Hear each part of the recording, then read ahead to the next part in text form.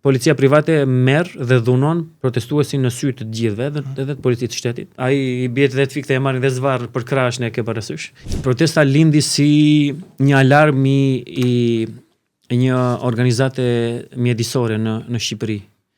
Ata shkonin te zona e mbrojtur në Zvërnec për studimet e tyre dhe panë që një ditë prej ditësh zona ishte rrethuar dhe kishin mjetet e rënda për bërë punime aty, por pas një njoftim zyrtar, pas një tabel njoftimi kush po i bënte punime çapo bëhej.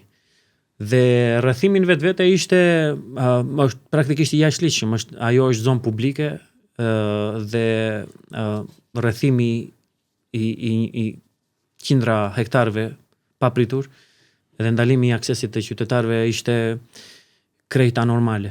Ata ngritën alarmin, thirrën protestat e para, u bën 2 protesta jo shumë masive në zonë aty, në Zvërnec.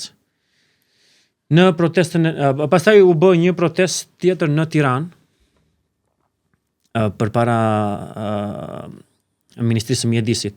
Në atë ajo ka qenë protesta e parë ku unë kam marrë pjesë, pasi u ktheva nga flotila, edhe pse e kam ndjekur online këtë çështje të prishjes së zonë, rrethimit dhe prishjes së zonës së mbrojtur.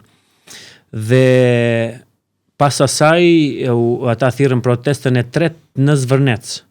Në protestën e tretë në Zvërnec ndodhi incidenti me policinë private që u bë viral, besoj se të gjithë e kanë parë, ku nga brenda gardit ishte një polici private, nga jashtë gardit ishte policia e shtetit për mbarvajtjen e protestës. Është ai momenti kur e morën një protestues. Pikërisht, tani në prezencë të policisë së shtetit, policia private merr dhe dhunon protestuesin në sy të gjithëve, edhe të policisë të shtetit, që ai i bie 10 fikë e marrin dhe zvarr për krahashin e ke parasysh.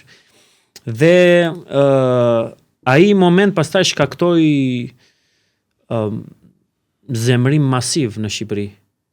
Ku pa që këtu diçka nuk shkonte, qeveria dëshi ta rregullonte shpejt e shpejt duke arrestuar ata personat që dhunuan të qytetari nga Zvërneci.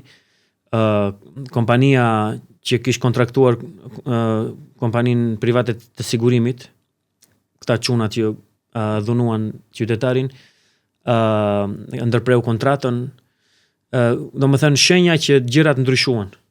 Dhe por zemrimi i popullatës ndodhi, çështja u bë masive, pastaj filloi të flitej çfarë është ky gardhim i pronës publike, çapo ndodh, që janë këto investime që fliten. Dhe prej aty pastaj filluan protestat në Tiranë, u thirrën protestat e para, dhe dita ditës protesta u masivizua, siç e keni parë tani që është krejt masive, mbushet komplet bulevardi Dëshmorët e Kombit. Dhe protesta tani ka dalë me kërkesa specifike